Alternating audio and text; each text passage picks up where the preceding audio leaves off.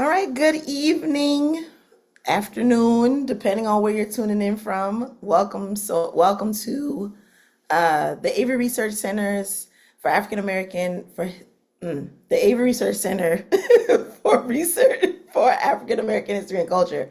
It's been a long day, y'all, and a long week. So I just want to say welcome. I am Dr. Tamara Butler.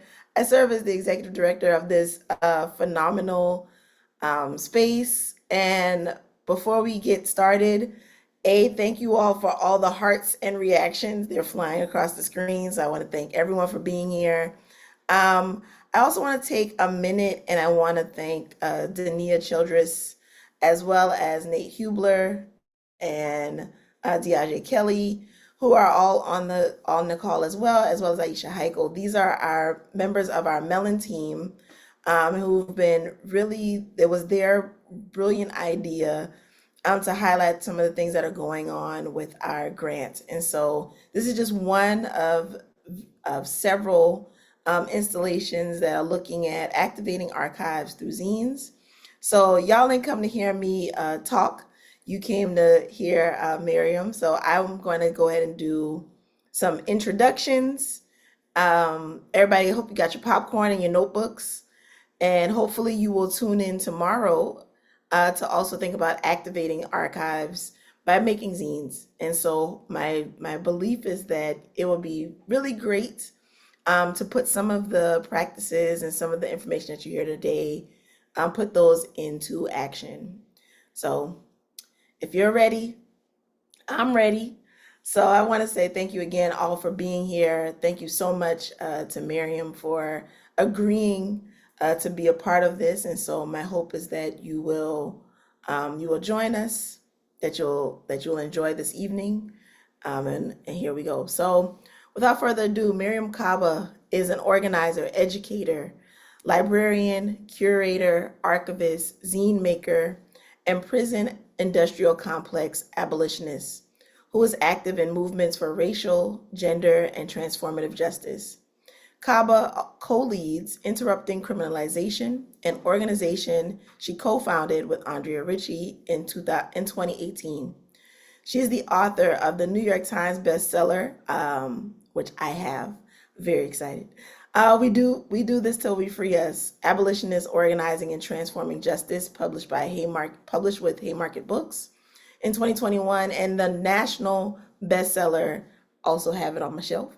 Let This Radicalize You, Organizing and the Revolution of Reciprocal Care, with Kelly Hayes, also published with Haymarket in 2023, among several other books that offer support and tools for repair, transformation, and moving toward a future without incarceration and policing.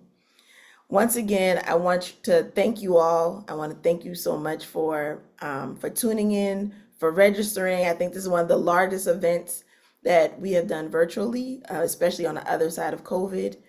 And so without further ado, I want you to tap in and listen. And also there is an organization, I hope Mariame will mention it, because I cannot find my notes, to tell us the support on the other side of this event. So please make sure that you, because this event is free and open to the public, this is a great time to think about mutual aid and caring and sharing with one another, and opening your wallets and thinking about supporting organizations such as the ones that Mariame has created and supports. Rising to Rebuild. There you go. All right. Thank you so much, Tamara. I appreciate you. And thank you for the introduction, everybody.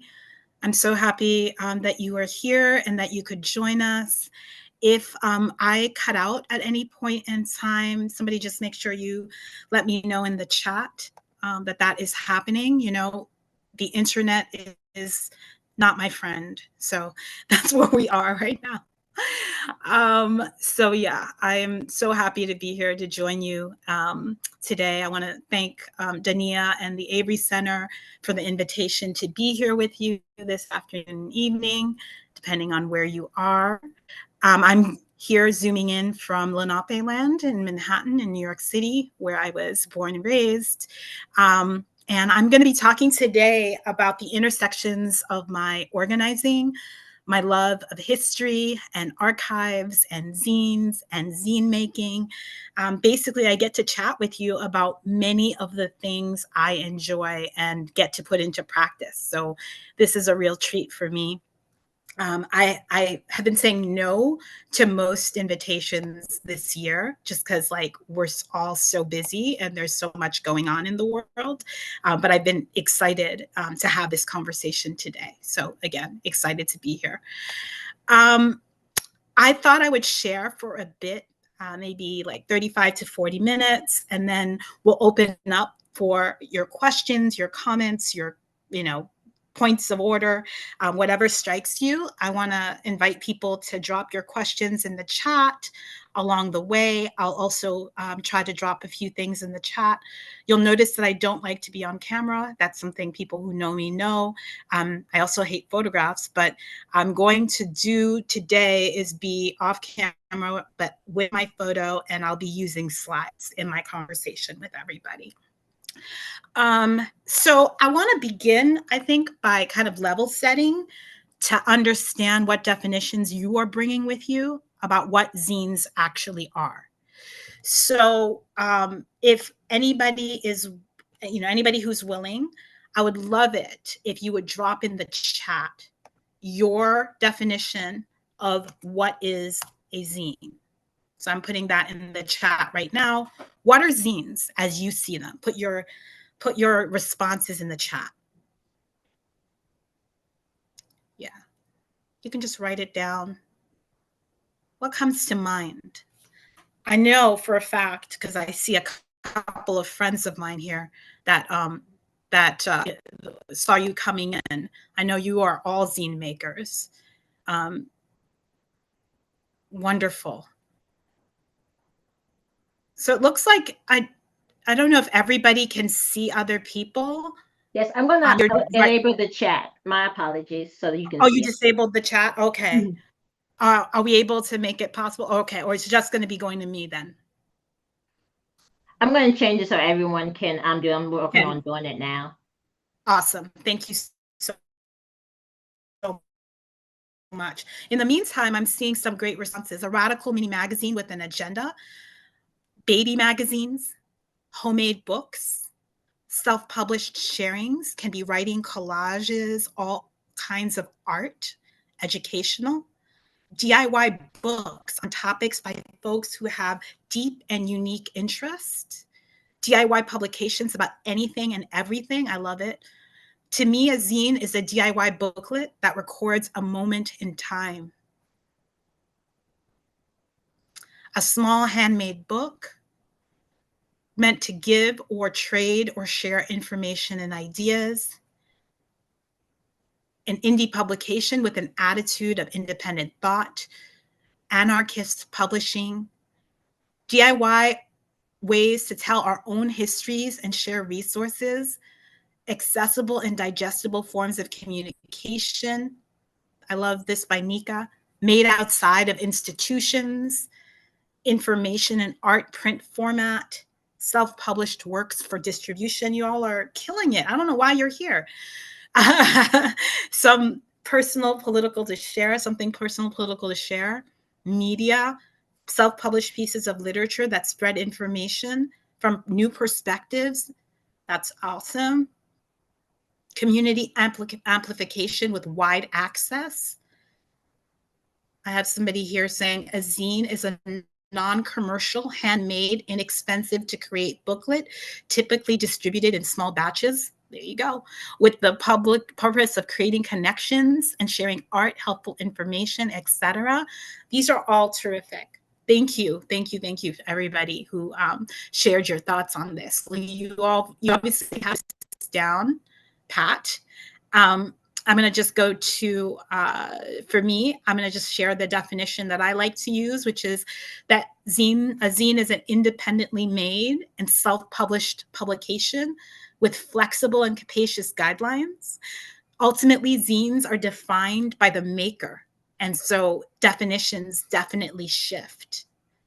Dania, if you can go to the next slide, please.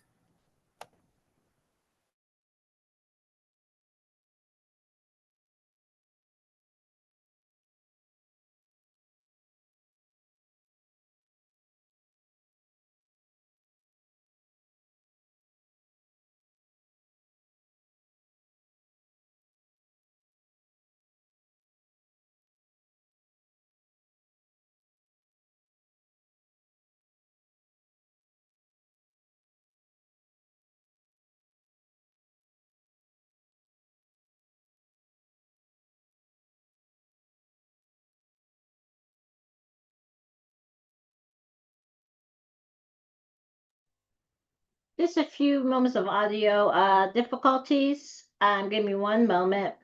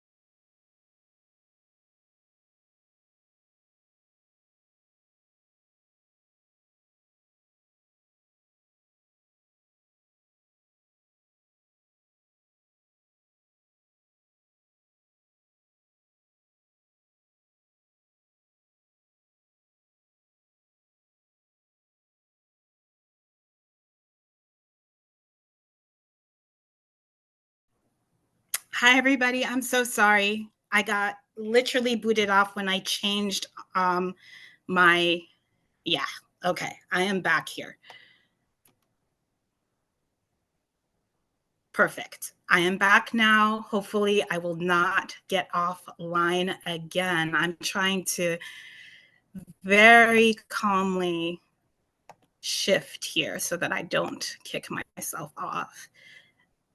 Dania, please make me a co-host again so I don't get booted.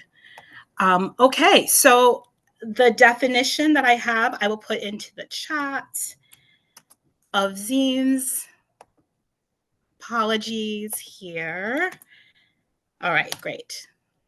As I was saying. So a basic definition is that a zine is an independently made and self-published publication with flexible and capacious guidelines. Ultimately, zines are defined by the maker, and so the definitions will shift. Next slide. My definition is that zines are self-published. They are about specific issues, categories of information. They are often local in interest. They are cheap to make and to access. They are ephemeral, but more lasting than a lot of websites. And usually they are limited in print run. So all the kinds of definitions that were already put into the chat when we started, I agree with. And I think this is how I see zines in terms of making. Next slide, please. I also like this definition of zines by my friend and collaborator, Neda Omani, who has said that a zine doesn't require specialized tools or skills, is accessible and affordable, quick to make and reproduce. You, a person or a collective, own the means of production. It's not an institution or corporation or a brand or a government. And it doesn't require approval. You don't need to submit an application to a publisher or write a grant or wait around for permission. You can make zines whenever, however you want. You have like complete freedom to do whatever it is that you want. Zines are also a technology or tool for sharing information, for building and maintaining networks of affinity or larger socio-political movements. Often, like, we can actually feel the affect being AFFECT, of zines in their capacity to serve as resources for vulnerable and oppressed communities.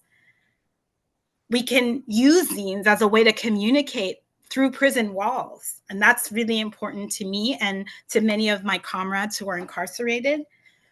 We can use them to support a world of movements, from the Black freedom struggle to sovereignty movements across the world.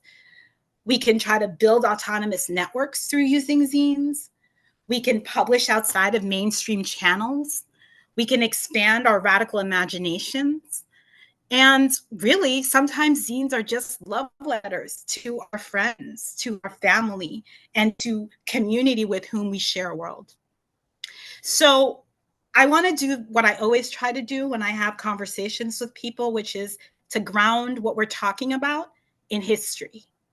And so I want to share some examples of just a quick look at some of the precursors of zines that have been created by Black people over time. Mainly, we're going to look at zines that were created by Black people in the US context. And obviously, some of these are actually held in archives. So if we can get to perfect, we're looking at pamphlets here by Ida B. Wells Barnett. And I love Ida B. Wells Barnett. I have so much kind of like, you know, she's been a touchstone for me in her organizing and in her freedom fighting. And Ida was not just kind of a writer and not just an owner and a publisher of a newspaper, but first in Memphis. And then she became a part owner of a newspaper in New York City called the New York Age. But she was also publishing pamphlets. And two of her pamphlets that she published, well known, A Red Record, and the other one is Southern Horrors, Lynch Law and Its Phases. And these are both publications that we still look to today, right? And in terms of looking at these publications, these are anti-lynching pamphlets of the late 1800s. She would distribute these pamphlets around town in order to challenge the logics and the myths that were used to justify lynching.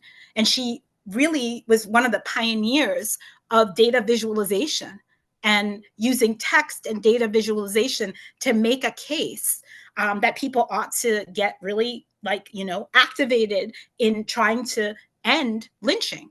And so her pamphlets were organizing tools. They were consciousness raising tools.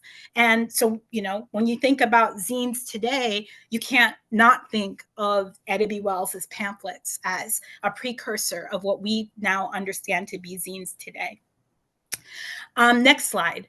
The other person that I always like to bring up when I think about the precursors, most of you have heard of W.E.B. Du Bois, one of the preeminent scholars, institution builders, organizers, and leaders of the 20th century.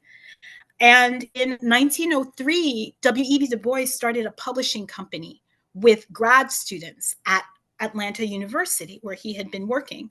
And the office doubled as a classroom where students learned the printing trade and made publications for the Atlanta community at large. Most of the publications that Du Bois and his students created were, quote, seen as unsuccessful because, again, they cost money. They never made any. And the company went under pretty quickly.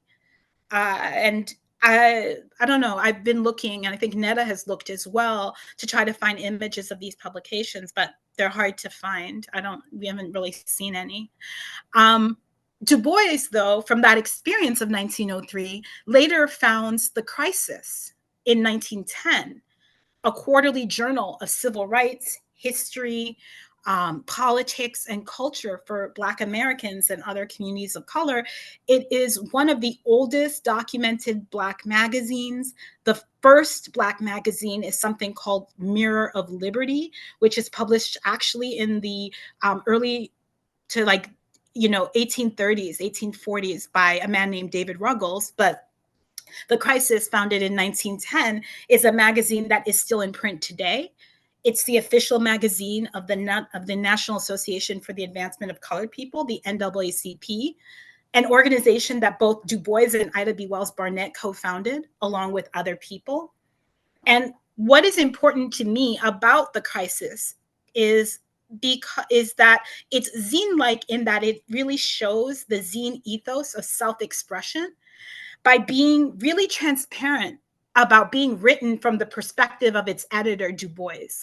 Du Bois was pretty like straightforward that the crisis, that he had a heavy hand in focusing on the crisis, right? Like that he was taking editorial privilege in what went into the crisis. And so this is something to really think about when you are considering a lot about kind of like the editorial stance of people who are making zines today. It's like your point of view that you are sharing with other people, right? And so I think he says when founding the magazine, he says, I determined to make the opinion of the crisis a personal opinion because, as I argued, no organization can express definite and clear-cut opinions. The crisis would state openly the opinion of its editor, so long, of course, as that opinion was in general agreement with that of the organization. Another observation about the crisis is its price, right? It was 10 cents a copy. So about $3 today. Very cheap pamphlet, much like the zines are of today, pretty much very kind of affordable to people typically. The crisis, though, next slide, also paves the way to the Harlem Renaissance. While the magazine was originally intended to be much more of a political, news-oriented publication as opposed to a literary, expressive publication, it had clear impact on future publications from the Harlem Renaissance and even helped to start the careers of many Black artists and writers who went on to form and contribute to other publications during the Renaissance. So Langston Hughes, Claude McKay, Zora Neale Hurston all got their start in writing in the crisis. If you look at kind of the next slide, I think. Yeah, you got here already. The little magazines of the Harlem Renaissance. This is really important because like crisis lays the groundwork for these little magazines of the Harlem Renaissance.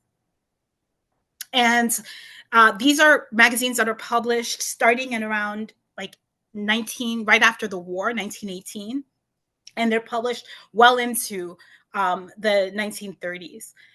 And the kind of these magazines and these kind of publications, which these little magazines included celebration of and proliferation of Black art, culture, and writing. The Harlem Renaissance, of course, included the work of many people that I mentioned before who had been originally published in the Crisis magazine. People like Langston Hughes, Claude McKay, Zora Neale Hurston, and many, many others, County Cullen, others. One of the kind of little magazines that gets its first start and founded in 1917 is a magazine that was called The Messenger. That was co-published by A. Philip Randolph, who, if you know that name, is probably the premier Black trade unionist of the early 20th century. Another man named Chandler Owen. They co-found The Messenger after they joined the Socialist Party of America. And they really were trying to distinguish their perspective and their politics from W.E. Du Bois at the time and Booker T. Washington, who they considered at the time to be part of an older generation that was like kind of out of step with where Black people needed to go politically. They were very, very explicit in their radical socialist politics. They openly opposed World War I, especially the drafting of Black Americans. And they also supported armed self-defense against lynching. Again, connecting back to Ida B. Wells, who was several years earlier publishing her pamphlets. Another very popular little magazine was Fire, that was published by Langston Hughes, Zora Neale Hurston, Wallace Thurman, Aaron Douglas, Richard Bruce Nugent, Gwendolyn Bennett, many others. The purpose that they created the Fire magazine for was they said, quote unquote, to express ourselves freely and independently without interference from old heads, white or Negro, right? Through this zine-like publication, they were able to explore taboo topics. In Fire, there's like a short story about Black gay people. Like this is in the 1920s, They're also pushing outside of the geographic and kind of ideological boundaries that were set that black writers were forced to be constricted in. They created their own thing because they wanted to say different things. They wanted to say more things. But only one issue was ever made of fire, and that one issue hardly got any circulation because the place where they were actually storing it burned to the ground, and with it all of their all of the print run of fire. So only a few editions made it out. And a few years ago, the Schomburg Center for Research on Black Culture republished fire. And that's how come, like, you can actually get a hard copy of it today and see it.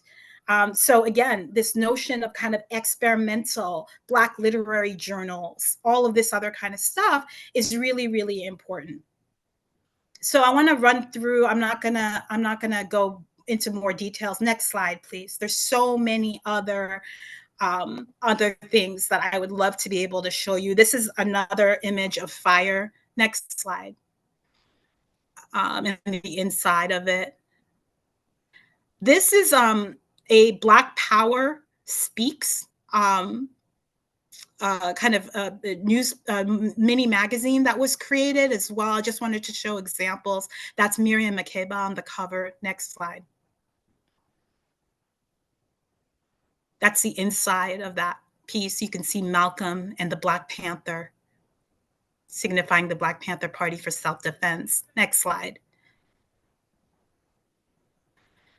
You can see some pamphlets here from the Black feminist movement, Triple Jeopardy, the Black Woman's Manifesto, Kitchen Table Presses, I Am Your Sister, Black women organizing against sexualities. These are kind of like from the 1970s through the early 1980s. Next slide. This is also just a closer look at Black Women's Manifesto. Next slide. These are pamphlets from one of my favorites, a wonderful person I got to meet, luckily, when I was in Chicago. Dr. Margaret Burroughs, who's an institution builder, an incredible teacher, an artist, a publisher. Margaret Burroughs is one of the co-founders of DuSable Museum. She's one of the co-founders of the Southside Arts Center. Built many different institutions based in Chicago, and a longtime teacher and educator, and also somebody who worked in prisons. But anyway, so these are some of the pieces that she self-published, pamphlets, in the late 1970s and through 1980s. Next slide. We can just keep moving on the slides. You can see this is in one example. These are from my collection. More. We can move forward. These are punk zines from Sister Riot Girls and the anti-riot girls of the 1990s in terms of Black people who made zines at that period of time. Next slide.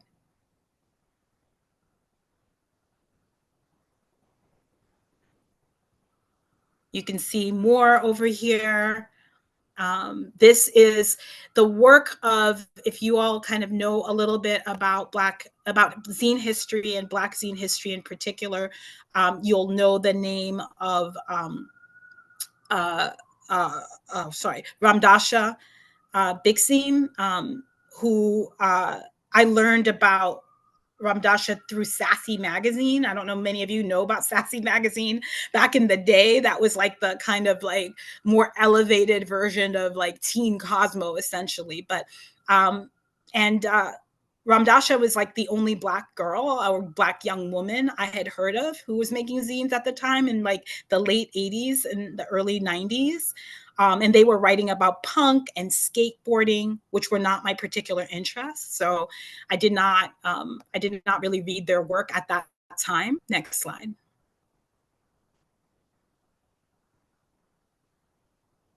This is Naomi Moyer, more recently. This is Black zine maker. Next slide, please. These are some zines from Netta and my small press, which is called Sojourners for Justice Press, which I'll talk a little bit about later. And these are just some examples. Next slide.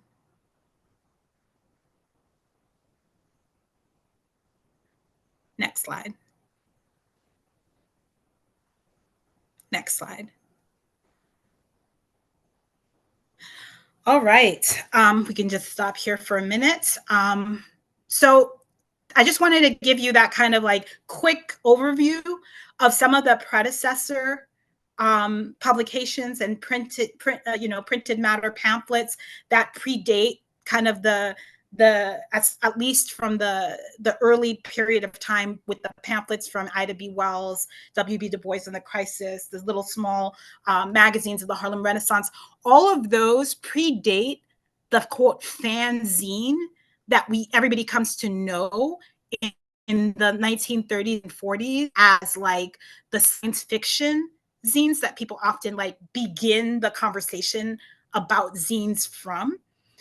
Which oftentimes the conversation about zines and zine making leaves out communities of color, and particularly Black people who've been making, as you can see, some version of the zine for generations, right? And so, history is interesting, right? Because it doesn't do anything in and of itself.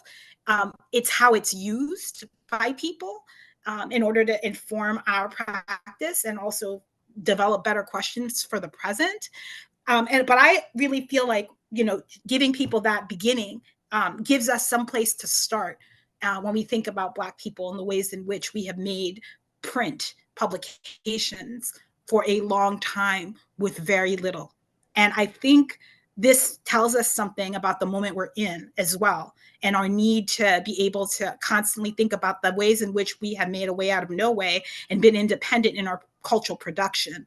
And so don't forget that at a time when there's active erasure of Black history and Black culture in the works. So I like to offer this as inspiration in some ways. So when I was 14, I found a copy of Bad Seed, which is what you're seeing on the screen right now, by Miriam Lena at Tower Records. And she said that her zine was a celebration of juvenile delinquency. In it, she's making fun of the moral panic that swept the US in the 1950s. She explores how the moral panic manifested in books, music, movies, and fashions of the time. This is a publication that's 8.5 by 5.5. It is stapled, and it's a zine. Miriam Lena was a drummer in a punk band called The Cramps. And while I wasn't really a fan of The Cramps, I did love this zine. And the photo on the screen has 3 different editions from my personal collection of that zine. And it's one of the few zines that I actually have from that time in my life. I didn't collect them when I was young. I read them, and then I shared them with my friends and comrades. Sometimes I traded them with strangers. At the time, there were magazines, zines that were created that actually were kind of like, you could put in an ad in there about a zine you had, and you could put your like PO box in there, and people could write to you and ask you to send them your zine. This is how like a lot of us kind of shared zines around the country with each other. It's sometimes around the world through those kind of zine compilation magazines in order to be able to access zines. And I think I started next slide, to make my own zines about a year later. Few of my peers were making them. I made my first one about somebody named Michael Stewart, who the NYPD killed in 1983. And that case, Michael Stewart's death, fully absorbed me when I was a young person. So a couple of years after his death is when I made a zine about him. I primarily created zines about dance because I was a fledgling dancer. I also made zines about music because of my obsession with music, which kind of has continued over the years.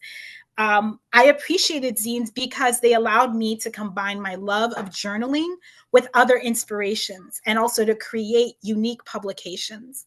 And I used to make them in editions of like 5. I barely shared them with anyone I knew, because to be honest, I was a bit embarrassed. Because zinesters in my youth were white and they were male.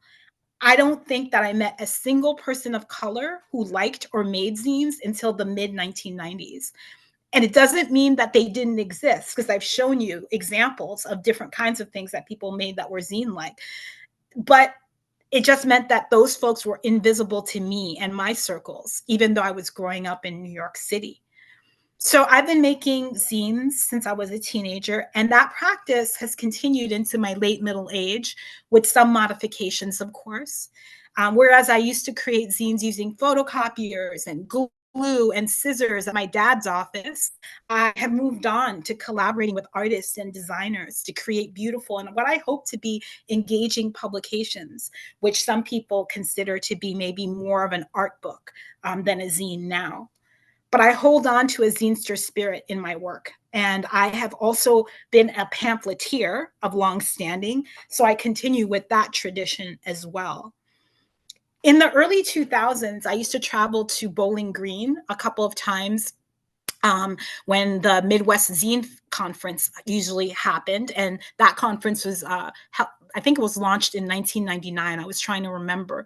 That conference then, the Midwest Zine Conference, moved to Detroit in 2007 and became the Allied Media Conference.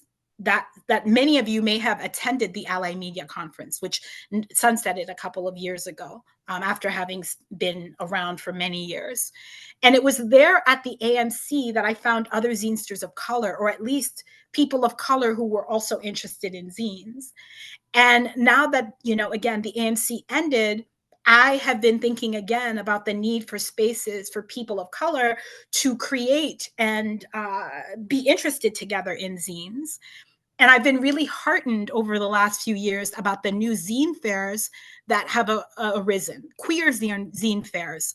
And as of last year, a couple of Black zine fairs have really excited me that happened. One in LA, and then one that I co-organized with my friend and collaborator, Netta Bomani, here in New York City over the past 2 years. And that's been particularly thrilling. And we'll be back bringing the band back together again next May for our 3rd annual Black Zine Fair. So you can stay tuned for that. I don't know how many zines I've made over the years, but I've made too many. In the last decade alone, I've created and commissioned a few dozen, and many of my publications have been collaborations with other people.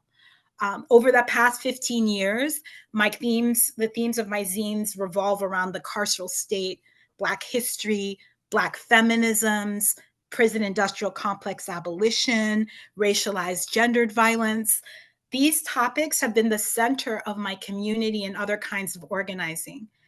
And I've been really, really interested, in how to communicate with other people in different kinds of ways. And I'm still making new zines all the time. And I expect that I'll be making them for the rest of my life. So, I say to you, everybody here today, that if you aren't already doing so, you should make zines too.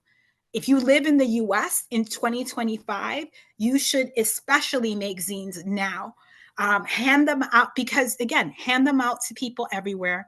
It's never been more important to self-publish than it is now, given the hyper surveillance of online spaces and the increasing criminalization of certain types of information.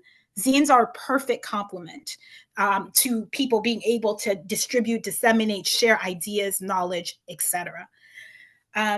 So some people suggest that zines can be understood as a community archive, and I really agree. I would also suggest that they can be mini exhibits that include archival materials, visual art, text, anything that you want to assemble. I've been collecting various artifacts since I was a child. I think I began accumulating dolls, though I didn't think about it as collecting when I was a kid. In my teens, I accumulated books.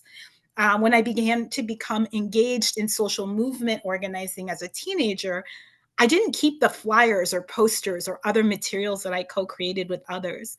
And looking back, I really so wish that I had, both because it would be fun to look back at them now to learn more about myself, but I also wish that I had them as a record of some of the work we did together. I didn't know that this ephemera would have value. It was kind of, next slide, in my mid-20s that I developed an intentional collecting practice, maybe even what I would call a fledgling archival practice that was focused on social movement materials. And since then, I've collected protest-related items and ephemera of various kinds. I've already donated a lot of documents, materials, artifacts to institutions like the Harold Washington Library Special Collections, DuSable Museum, the Newberry Library in Chicago, and other places. And I have a lot more items and artifacts in my collections. So I started thinking about how to use them as part of the organizing and activist work in which I'm a participant.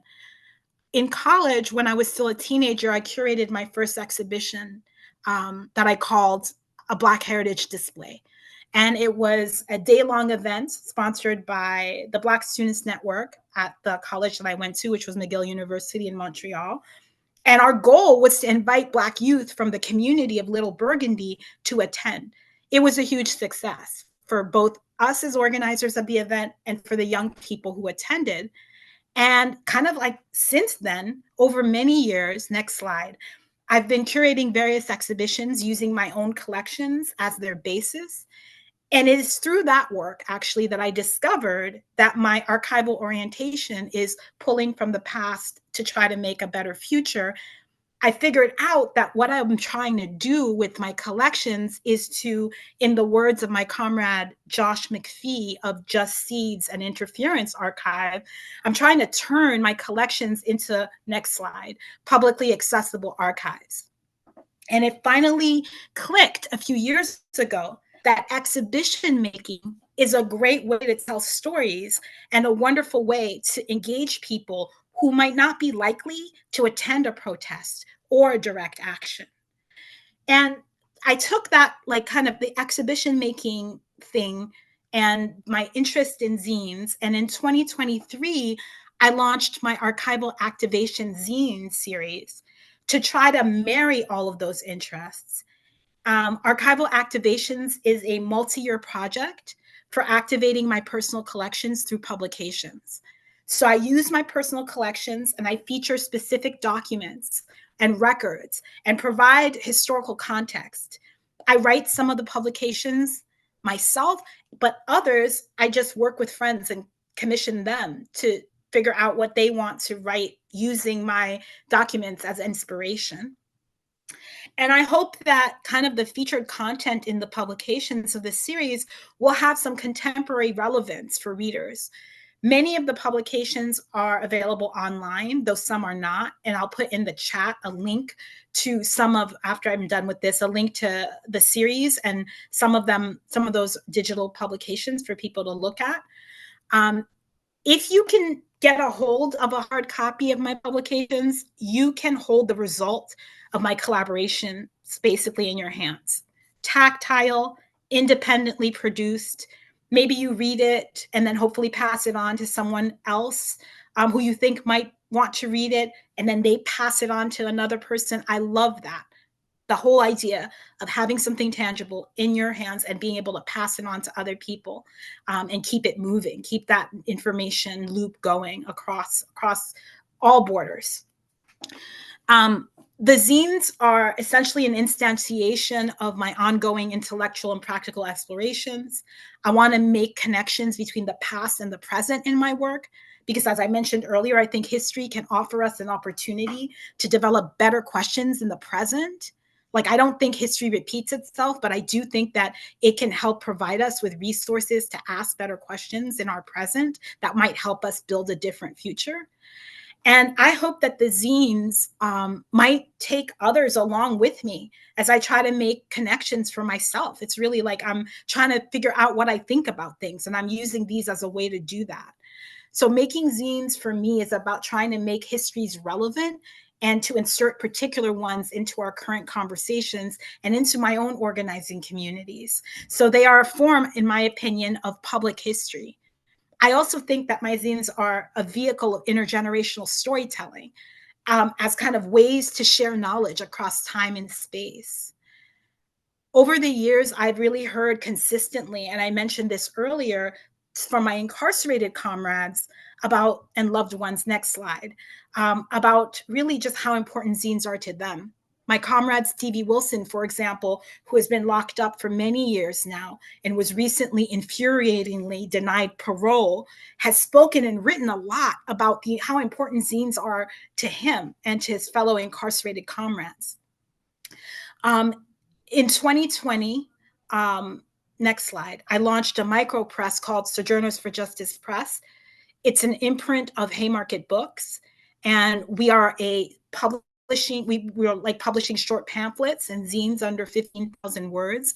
And you can read our principles on our website and get a better sense of what we're hoping to do with SJP. I take Stevie and other incarcerated comrades what they have to say seriously, and it's our goal to make sure that our publications are available to them if they want to read it. So I'm winding down now. Good organizers, in my experience, are also excellent storytellers. And for me, it's the narrative aspects of archives that make them meaningful. I've long been interested in social movements and the materials that they produce. And because of this, I'm animated by the question of what the value is in archiving these materials. I'm interested most especially in the question of who archives are for, rather than to center the archives itself. Archiving means imagining a future person for whom our present has value. It's a futuristic concern. So who the archives are actually for is an important question. I'm also interested in whose stories are seen as important and valuable enough to preserve and make accessible. Archives are essentially interpretive projects. They frame knowledge, they manage life after death, they shape collective memory, and many marginalized groups are acutely aware of this. Over the past few decades, next slide, many who were previously excluded from archives have sought to create their own, to document their lives and insert themselves into history. This kind of archiving from below allows for part of marginalized people's lives to be made more visible, both to themselves and also to future subjects. And zines can be a community archive and a way for marginalized people to insert themselves into history. I try to think about what a social justice orientation to archives and archiving would entail. Next slide. As writer Carmen Machado asks, how do we direct our record keeping toward justice? Indeed, this last question is what animates my interest in zines and archives and archiving. Sometimes others see our work better than we do, more clearly. And such was the case for me, next slide, a few years ago when an archivist I follow on social media wrote the following. Archives have immense narrative power. It's part of what makes prison cultures what my handle was on Twitter. I'm not on there anymore. Prison cultures work so good. She's always weaving the deep archival research and historical context, showing continuity in harmful systems over decades and sometimes centuries. She's always weaving in deep archival research and historical context, showing continuity in harmful systems over decades and sometimes centuries. Yes, that is certainly part of what I'm trying to do. I also want to make things that will be useful to us as we collectively build something else.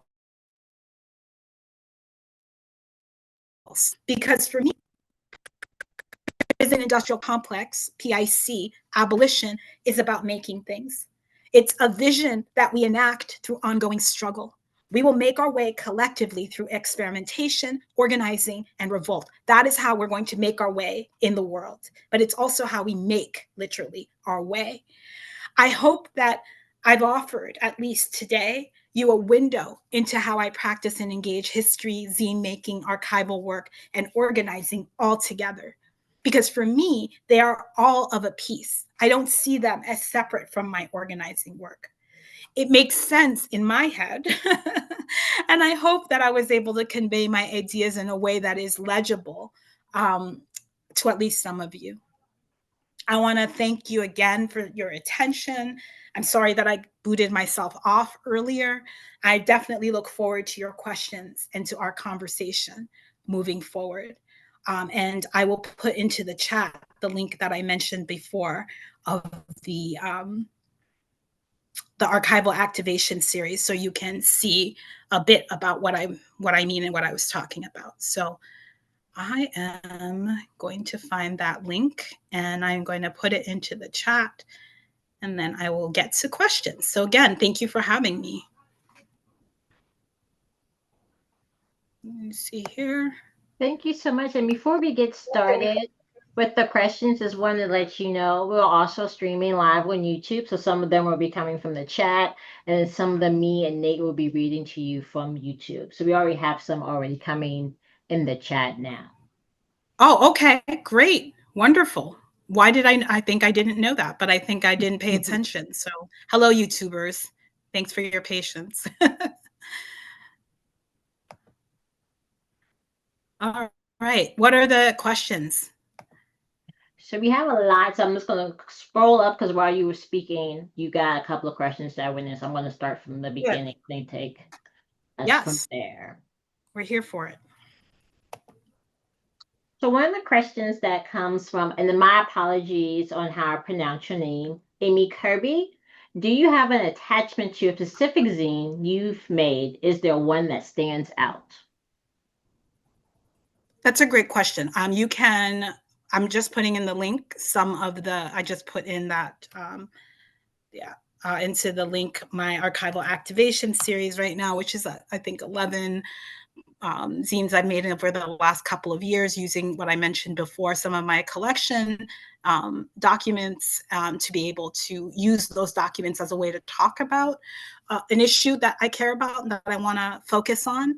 And so, yes, so I have very much kind of used the documents that I want to like bring to life into a publication format to invite people to think alongside with me on particular issues and questions. So there are examples in there, and there is no way I can tell you that there's not one specific zine I've made that I'm like, this is it, this is the pinnacle. I think I'm always going to search for that because I made so many over the years, many of which I don't even have copies of anymore. I don't know where they are because I never, like in the time before we were making stuff digitally and whatever, I didn't keep everything.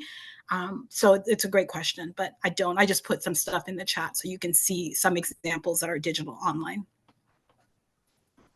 Thinking then another question we have is someone asked about literary archival practices, and I would love to know more about that. How do you store zines in ephemera? How do you organize them? Great question. So for me, I use archival boxes for my zines. You can get them through places like Gaylord and other places. I use like kind of like the zine size archival boxes. I sometimes put them in, if there's a zine that I have that like my Mariame ones, I use sleeves that I put them in that are non-acidic.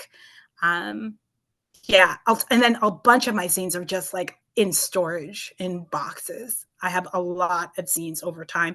I've been looking for a place to donate a lot of my zines at some point because I definitely don't need them in my storage unit. So that's a question there. Okay. How have you organized shared zines with loved ones and comrades on the inside when paper is banned in certain prisons and jails?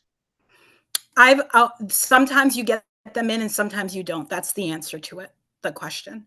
Sometimes they come in, sometimes they don't. I've had 2 years ago, I curated an exhibition called Return to Sender, Prison as Censorship, EFA project space, and I collaborated in co-organizing it with several groups and several incarcerated people. And one of the things we did was we put out a call for incarcerated people to send in their thoughts on prison and censorship and the prison as censorship to make a zine, which we did, a collective zine. It was such an ordeal to try to get payment into people who were selected for the zine, et cetera. And I would say we mailed it back in to the 20 people who probably collaborated, I would say maybe 5 of them actually got the zine. After, some of the 15 were returned, like some of them we got returned to us, some of them never made it. So it's a crapshoot. Prison is not just institution that censors materials, it also tries to censor people. So it's a hard thing. But for example, just recently I sent through Haymarket, we sent in using Haymarket a bunch of zines, and Stevie, it took a month, but Stevie got them. So it just really depends. Thank you. As a restarting printing collective, what do you think are must-have zines that should be laid out or available? It's a great question. There are no must-have zines, in my opinion. There are I'm interested in this zine, So meaning that like there isn't some like big catalog situation of like zines I must have in my collection, in the same way that sometimes we think about rare books we have to have in our collection. It really depends on you who is going to try to distribute or collect. What are your interests? That is what will determine how you do stuff with zines. I will say there are several people on here that are affiliated with archives, I think, and libraries. As a big part of zine making culture has been for people not to actually want their materials collected by institutions and archives. So it's something that you should always be asking the people who made it, if they're still around, whether they want to be in your collection, because some people do not. And that is something that we have to keep in mind. Remember that I mentioned the people who are mostly making zines are people who are already marginalized in our culture. And one thing about archives and archiving is the question of, what about the things that want to be hidden and need to be hidden and don't want to be collected? Like, it's as important as the question of what to collect. And so think about that when we're thinking about archiving zines, even distributing them. Yeah.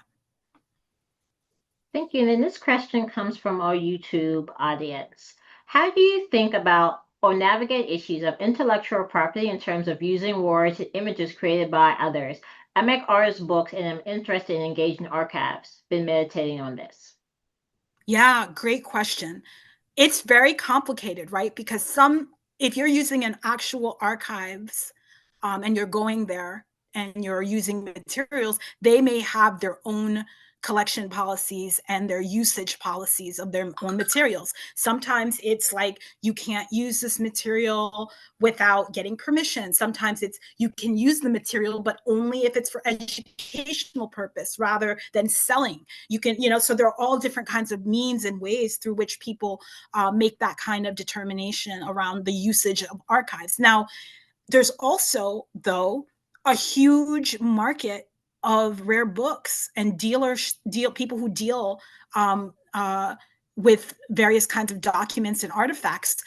I often am, I've been collecting for many, many years, and I have lots of longstanding relationships with people who deal with ephemera and rare stuff on the market. And they'll contact me and say, hey, I've got this stuff. Well, they don't necessarily have permission to have that stuff, but I think about it and I'm like, well, this is something I would like to have in my collection, in large part because I think that it should be collected. And if I don't keep it, maybe somebody else who doesn't care as much about it is going to get it. And then if it's just one copy and you look it up and no other collections have it, it's worth still having and collecting. So it's complicated. And I think the ethics of collecting is it's rough waters, because who are you collecting from? Who can afford to collect? How are you taking in things that were made by certain groups of people and then putting them on the market now, and those people can't afford it, right? Like, these are all ethical questions and ethical issues to think about. And I think you have to just make your decisions accordingly and think about how you want to be able to move in those areas. I think for a lot of us, particularly for marginalized populations, it is very difficult to think about how to navigate all this stuff, because we do want representation. We do want to be able to see how people lived and what they did and who, and that's important for folks who are in the marginalized communities today to see their ancestors, right? To see the people who came before them. But those people who came before them didn't know what was going to happen today, and they don't get a say in how we get to know them, right? They were not like creating huge collections that they were leaving, knowing full well that they were going to be able to send those to all of the different archives that already exist and be able to be seen and have stories told about them ad nauseum. It is a complicated thing altogether. I err on the side of, if it's material that doesn't deal with people's like deeply personal lives, but it's stuff that can be talked about giving us a purchase and understanding about what came before, I think it's worth sharing. Because in particular for me, as I'm doing most of my stuff around social movements and social and organizing and what people were doing for liberation and freedom work, it's really important for me that we recognize what has been done before us, so we're not constantly making shit up. Like, and doing things that people have already done 10 times that didn't work. How do we know? We have to figure out a way to pull that forward. So that's a little bit about how I'm seeing it for myself and where I put my ethics. Thank you. And then this also comes from YouTube. Pull it back up. What do you think of approaching archives as living documents? Example, messy, emotional, handmade instead of tidy, institutional, and selective. I'm thinking of introducing new concepts of self-archiving. Yeah, this is a great question. I think archives are anything that you want to think are worth archiving. Like, you can think of archives as, documents, as, oral histories, as sometimes they are artifacts, sometimes there's so much out there that can be seen as archivally uh, relevant and useful, and a way for us to tell a story about people, spaces and times, institutions, like all of that is the kind of raw material of being able to interpret our current landscapes and also think about us in relation to what came before in order to have a future. And so, yeah, like, go for it. It's okay for it to be messy, but you know what? It's also okay for it to be well produced. There's a lot of shit that people took a lot of time to make in the past that is put together that's still valuable to us, of course, because it does say something about what people thought was important to put together. But I also would not want to just, automatically leave out the messy stuff. But oftentimes the messy stuff is also like deeply personal stuff. So it goes back to the question of ethics and what we think is worth sharing and in what ways, and how we make our peace around that with hopefully with input from some of the people when we can get it.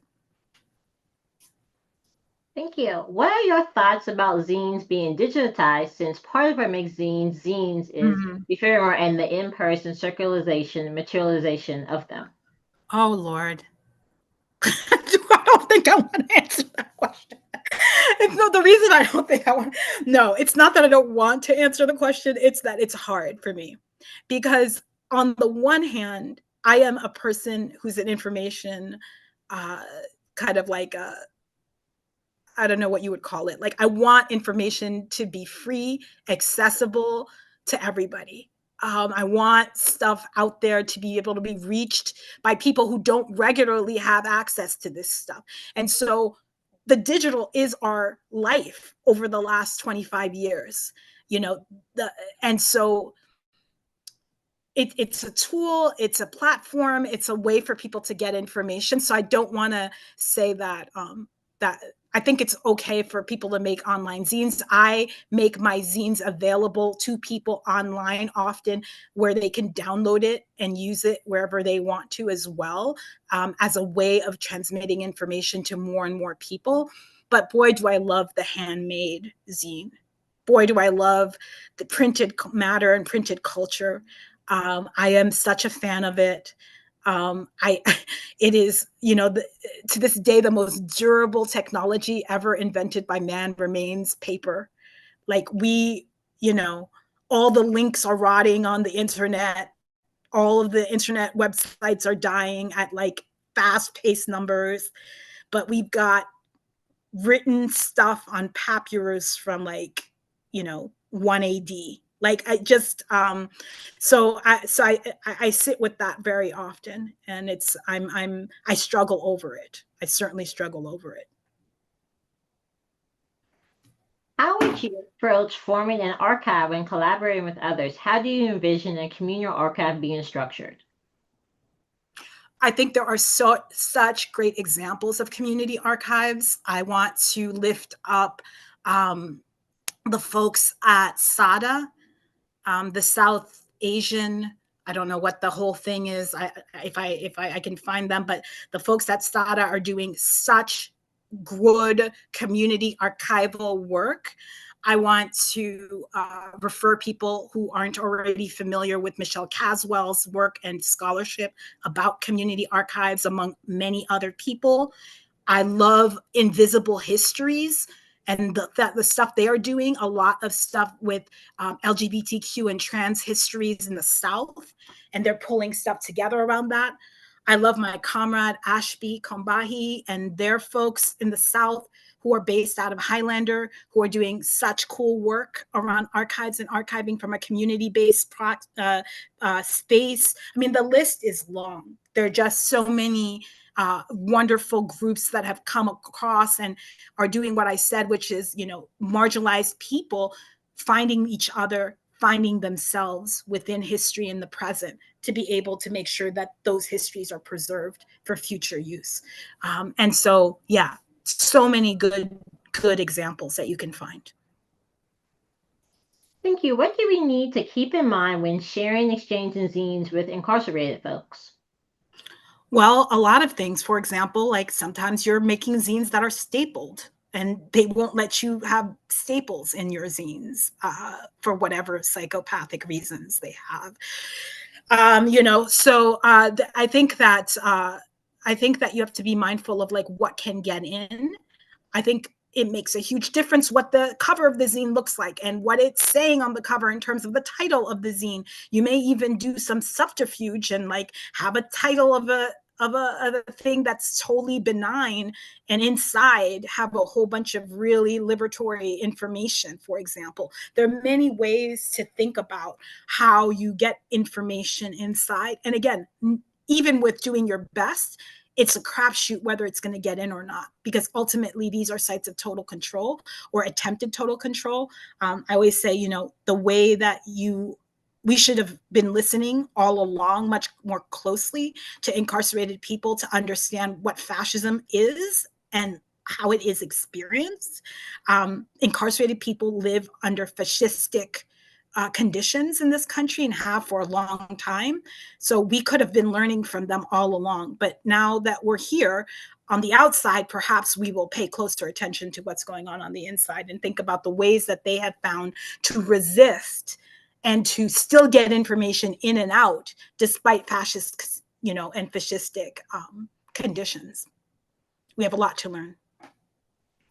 Do you plan to turn some of your archival collection or zines into a standalone exhibit or published book? Wow. Thank you for that question. Oh, I'm laughing because, I have said that I do not ever want to publish any more books, but that always feels that way. It's a whole very exhausting process to do it.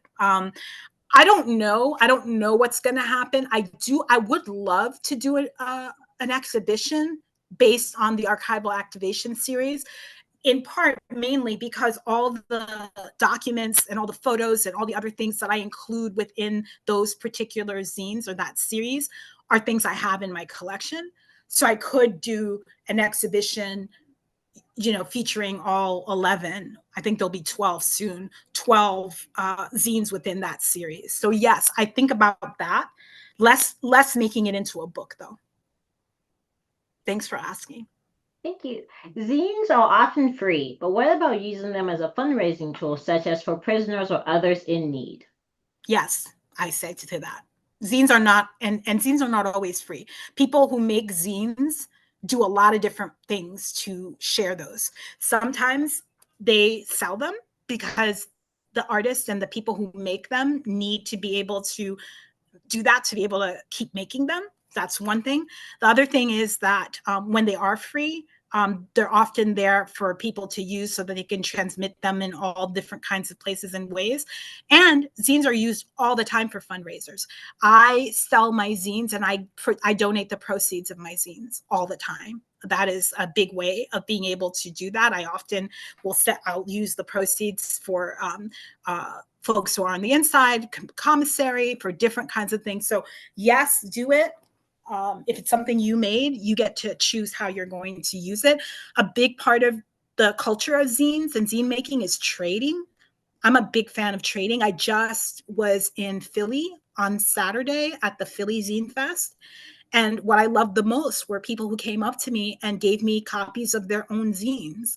And I was so happy to trade zines that I had made with those people. That is a huge part of the culture. It's to share information without like a capitalist logic. And I think that is just rare in our culture. So I'm a big fan of ways to trade, to share, make free, sell, use as fundraisers, whatever you want to do. Thank you. And then, what traditional archival practices should be modified to best accommodate zines? For example, how should we adjust metadata standards in collections with zines? Yeah, that's a really, I struggle. I think some of you who are librarians and archivists are probably like plugged into the land of the zine on conferences that are put on by librarians and archivists. I want to shout out my comrade Jenna Friedman, who's literally pioneering around the concepts and ideas around libraries and archives and zines at Barnard, having established with others the Barnard Zine Library. I think I like the way that Jenna and her crew describe the materials that they get. And if you go to the Barnard Zine Library, I think they are a good model for how to do metadata and how to properly describe what they're getting and how they've come across that material. So we have examples of folks who are doing it pretty well. So I think looking towards that and helping it be more discoverable to more people is terrific. I mean, I think most of the pamphlets and stuff that I shared in my, like the images of, are in various archives, whether it's Ida B. Wells's pamphlets or the little magazines or the whatever, they exist. I'm not sure if all the archives have done the work of like putting these in finding aids, making them, easily accessible to the public, described in ways that the public would understand. It's a lot of work. And it's also like archives are not well funded. I mean, this is like, there are a few archives that have lots and lots of money, and in terms of like being endowed spaces that are tied to a university or whatever. But like most archives, including those tied to like public universities or whatever, are like woefully underfunded. And the thing I like to constantly remind people is like archiving is a labor. The people who are creating that stuff are workers, and they deserve to be actually paid to do this kind of work for the professionals that they are. The study you put in, usually you went in debt to go to friggin' library schools in the first place. And so like, I want to remind us that these things aren't, the word I hate the most when I hear people use it, and they use it often, is that somebody discovered a thing in the archives. Excuse you, they were put in a box by somebody. Like you just happen to find the shit, and like, it's, again, I'm not mad at people for like, but there's a kind of unconscious, and I think in part it's because archives are so feminized and the work of librarianship is so feminized that people don't look at it as like professional labor. So yeah, so that was my little rant on that. But I think it's worth saying to people who don't, and it's not anybody's fault because most people don't know what the hell archivists do. and that's and frankly, that's on archivists in some ways to, like, describe your work to more people so they understand what the hell's going on. And maybe then they'll come to our defense in different ways to be able to support that work and grow it. So yeah, I think that's what I have to say about it. I think there are some people doing that metadata work in an excellent way that can be followed, but that means somebody's time, energy, and money to be able to do that well. Yeah. Thank you. Then how do you decide which zine to focus on making when you have a trillion ideas? Oh my God. Do not ask me that. Friends of mine know I am like constantly coming up with friggin' ideas. And I have something which I call my secret notebook. And my friends are literally on a regular basis telling me to like stop putting shit in my secret notebook because I have such a long list of things that I want to think about or that ideas that come to mind. And that's the way I think to organize, is to like create a little notebook where you jot down all your many million ideas. And then as things come up, you might realize that it's time to focus on that. I also view research for myself as a leisure activity. Like, I actually enjoy research. I like going down rabbit holes. I'm extremely curious. And so it is a way for me to consistently allow my curiosity to take me into new places. So I would say, keep a log, keep a journal, put all your ideas down in it. And then if something is speaking to you in the moment, go down the rabbit hole of that. Thank you. And then this is my final question. What are your literal archival practices for ephemera, especially storing zines, flyers, protest materials which are not created with an archival lifetime in mind? I mean, my practices are, as I mentioned before, I do have like archival, materials that I use to keep my stuff together. I do have storage units where a lot of my stuff live. Um, I am consistently always thinking about, for now at least, where my things will go. I don't mean like my organizational papers, because those I gave over to the Harold Washington Special Libraries, special collections. So they have all of my Chicago base. I spent over 20 years working and organizing in Chicago. So all of those materials, et cetera, are there for other people to use. And I still have to figure out where my actual collections are going to go.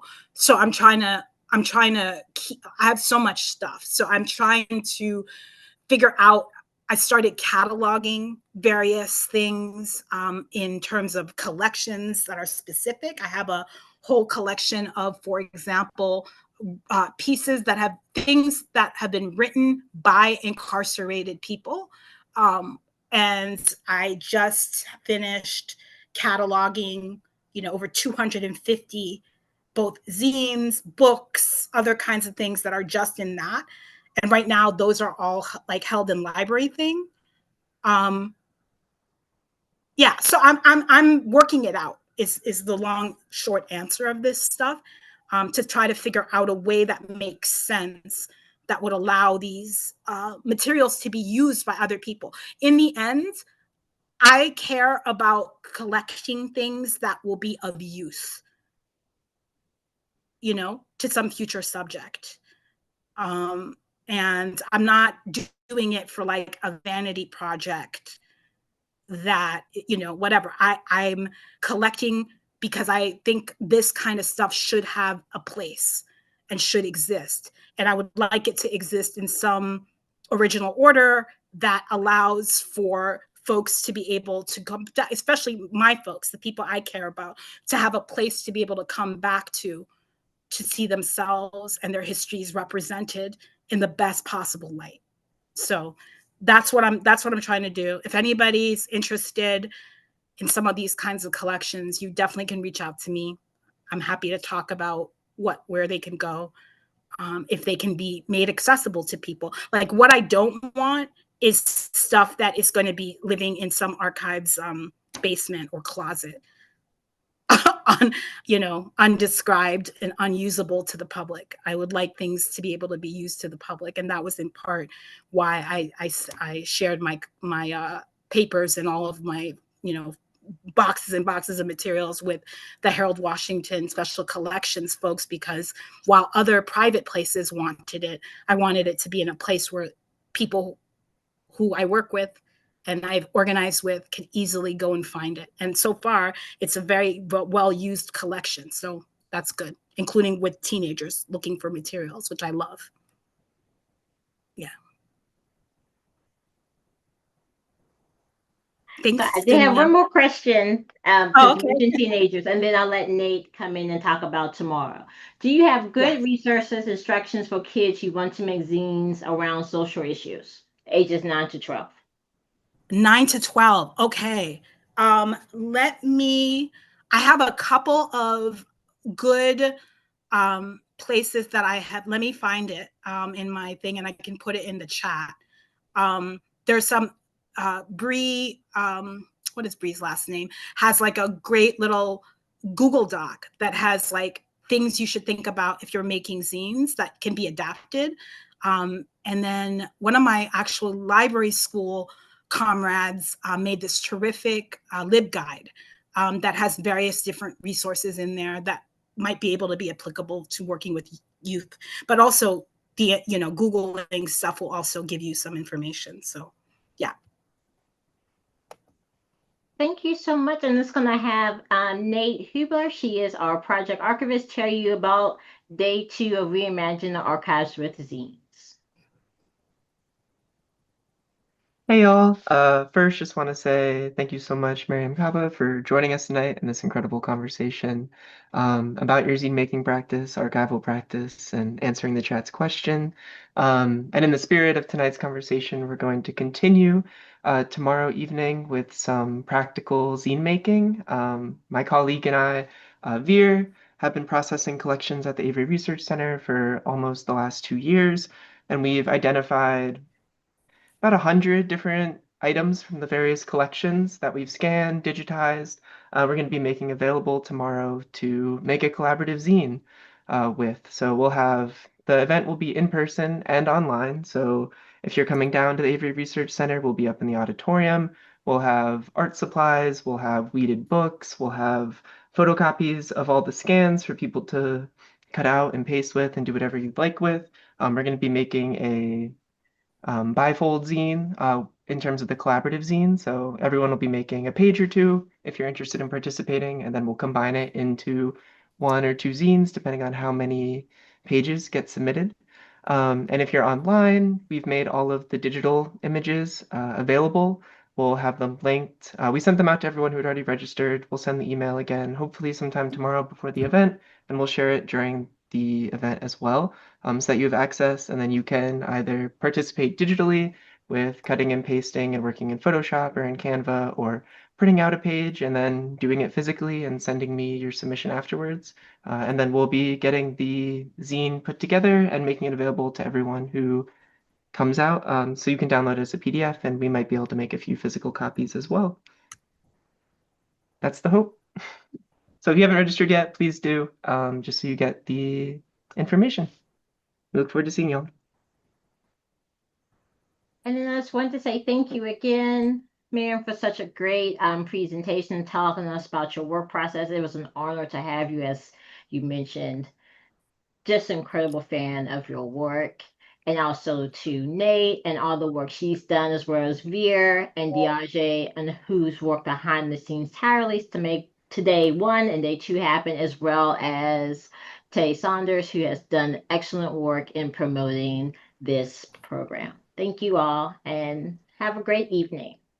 Thanks, everybody. Thank you, Dania, for pulling it together, and everyone who is helpful. I did put in the chat that information that I said about the Bree and the other person. I think it's in here. Yeah, I did put that into the chat so that people could find it. And I will also send it to Dania. And then Dania, I don't know if you can email everybody who registered for this with that material. Yes, I can, and I will send the email to everyone who registered. Perfect. Thank you all. Bye. Bye.